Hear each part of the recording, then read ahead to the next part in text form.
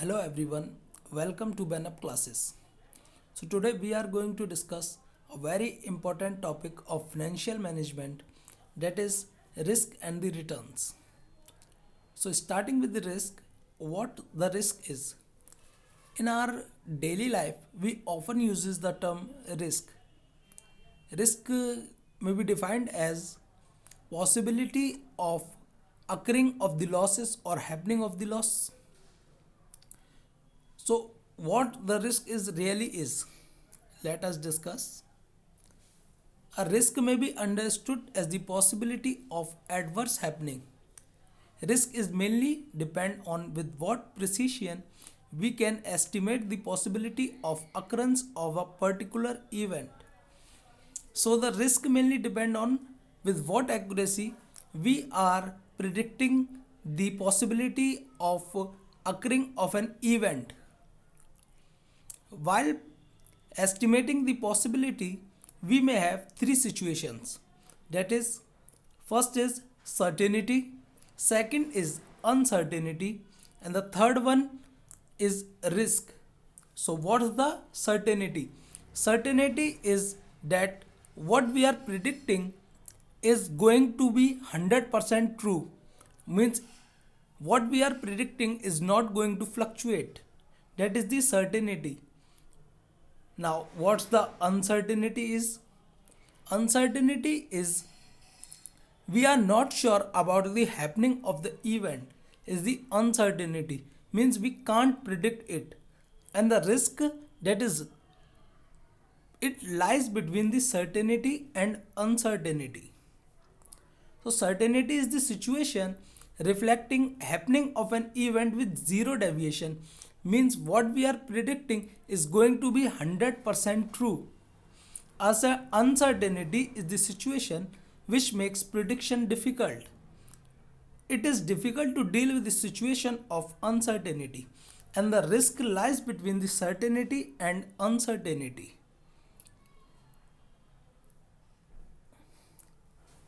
There are two types of risk. The first one is systematic risk and another one is unsystematic risk. The systematic risk is non-diversifiable, means we can't diversify the systematic risk by investing in the different portfolios, while unsystematic risk can be diversified. A systematic risk mainly occurs due to the external factors to the business, and it affects the whole industry, not a single organization, while unsystematic risk generally occurs due to the internal factors of a business organization. Unsystematic risk can be diversified by investing in the different portfolios. So systematic risk refers to that portion of variability in the returns caused by the factors which are external to the investors. These factors comprises social, economical and political conditions, etc. So what are the components of systematic risk are? The first one is market risk. Market risk is a major part of the systematic risk. Sometimes we refer the market risk as the systematic risk because about two-thirds of the systematic risk consists of the market risk. The market risk mainly comes into the forces because of the herd mentality of the investors. Market risk can be referred to as the phenomena of the variations in the expectations of the investor in respect of his investment, either due to changes in the return produced or anticipated from his investment or that produced or anticipated from the investments by other investors.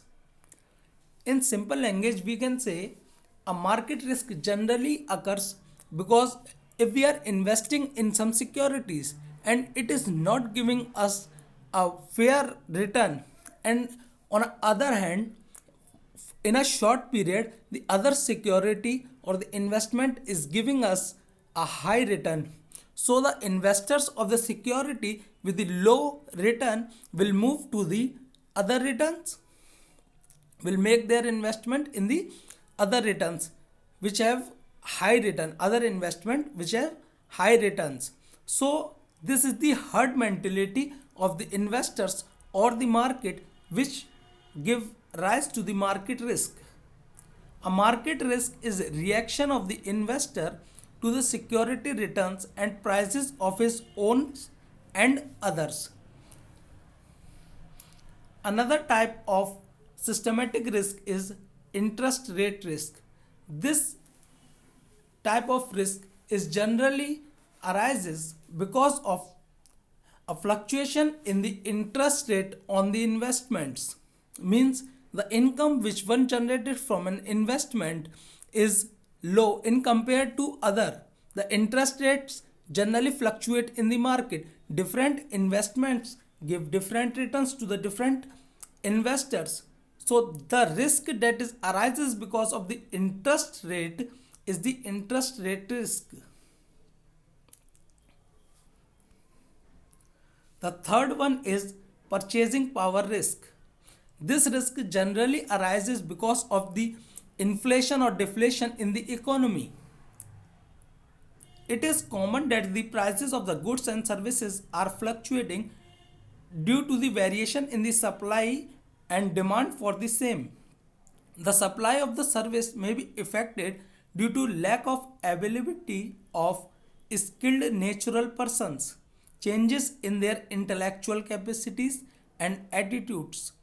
Because of the imbalance in the supply and the demand of the goods and the services, the purchasing power risk mainly arises in the business. So these are the three components of the systematic risk. Now moving forward to the unsystematic risk is. Unsystematic risk, as we discussed earlier, is generally arises due to the factors that are internal to the company or industry. Unsystematic risk is also known as non-systematic risk, a specific risk, diversifiable risk, or residual risk. It is called diversifiable risk because the risk associated with that can be diversified by investing in the different portfolios by the investors. Now there are two types of unsystematic risk. Let us discuss one by one. The first one is business risk. So what's the business risk? The business risk mainly arises due to the operational efficiencies such as management failing to take out a patent to protect a new product would be an internal risk.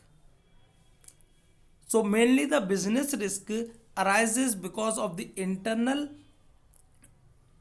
factors.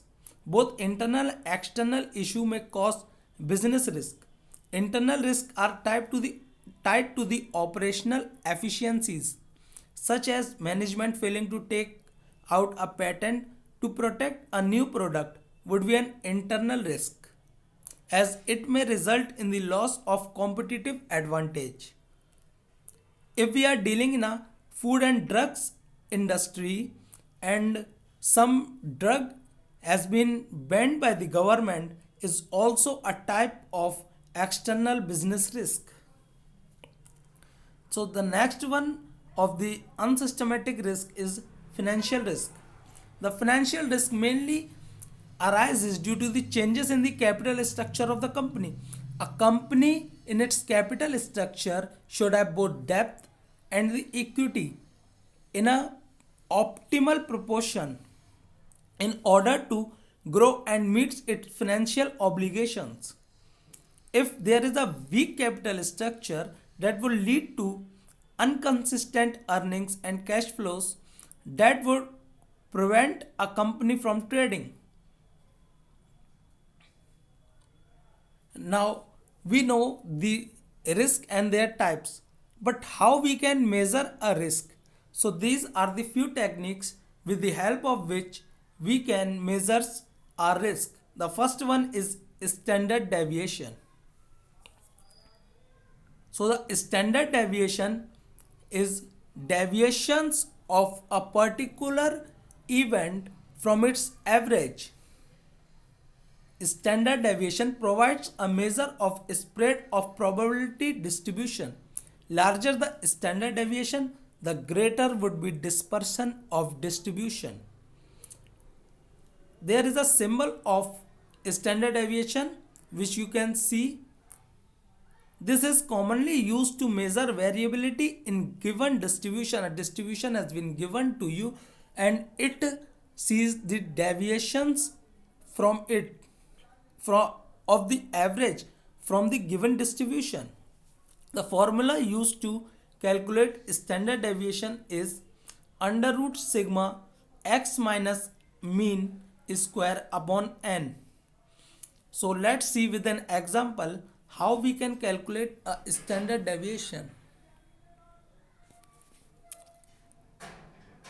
For an example, the two stocks and their returns is given for respective years.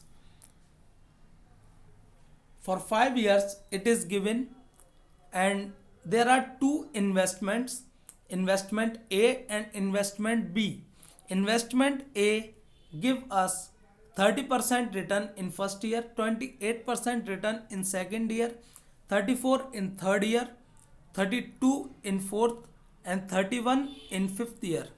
While the investment B gives us 26% return in first year, 13% in second, 48 in third, 11 in fourth and 57 in fifth. So first we calculate the standard deviation of investment A. So first we calculate the average of investment A. How we can calculate? We are going to sum up all the returns of investment A and divided by number of years.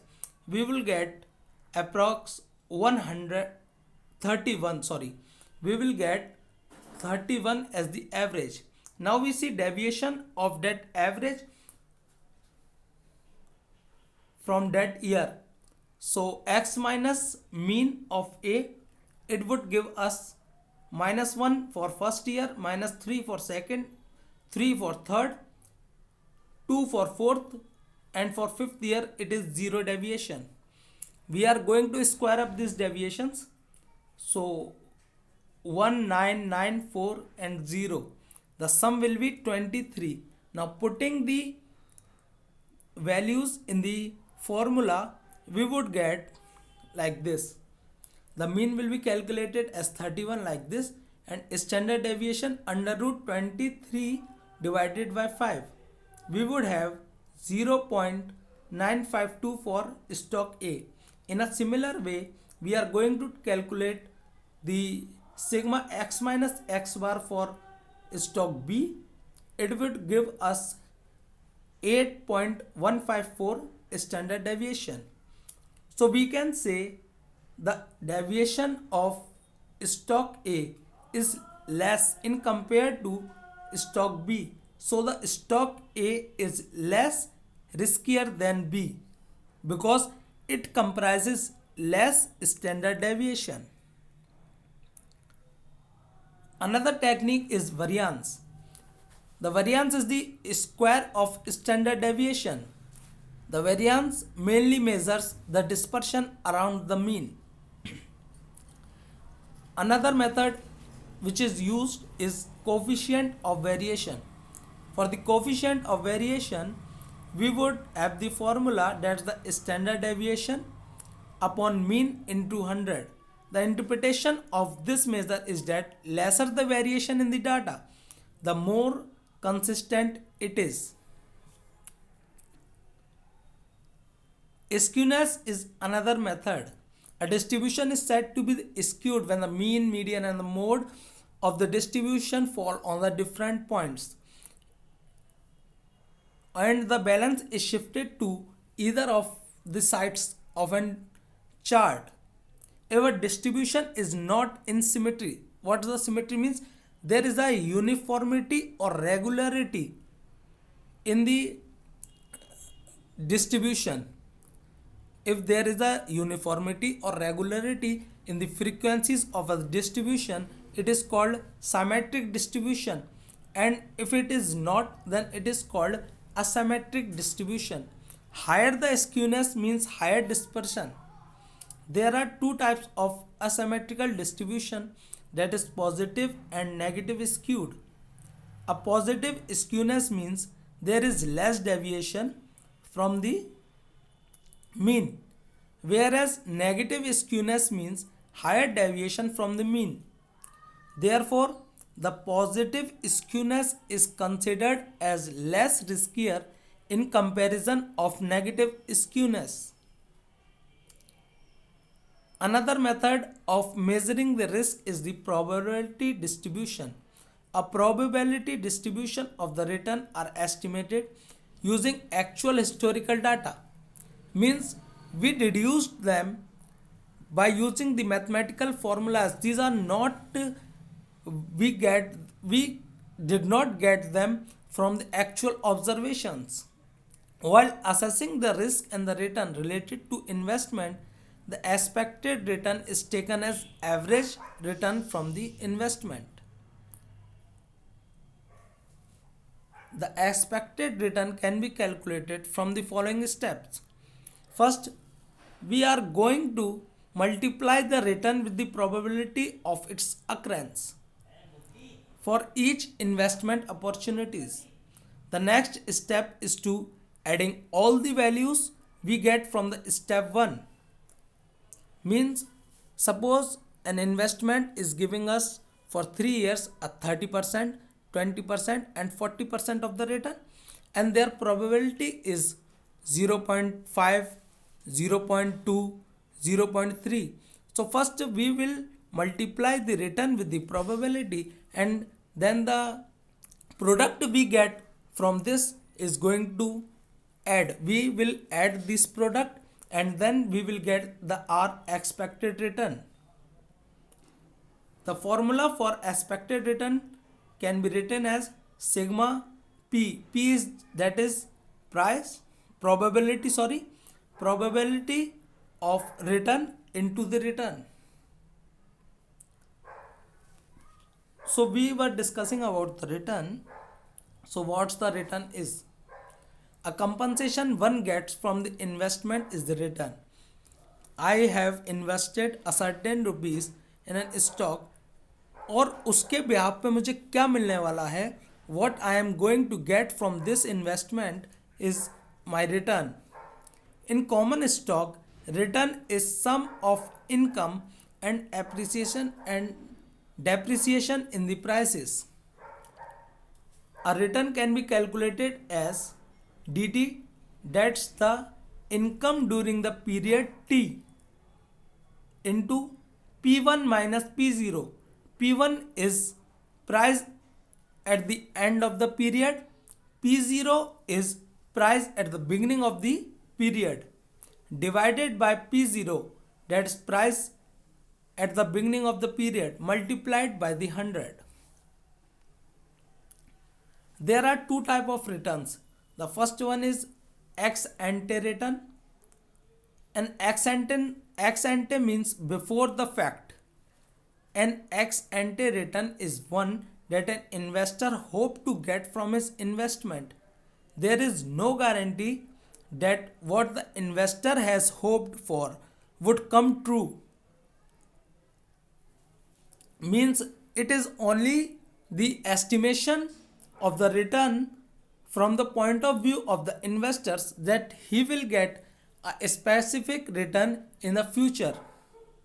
There is no guarantee for the return, then it will called ex ante return. To compute the ex ante returns, the formula we will use is anticipated dividend plus anticipated end price of this stock or security divided by initial investment.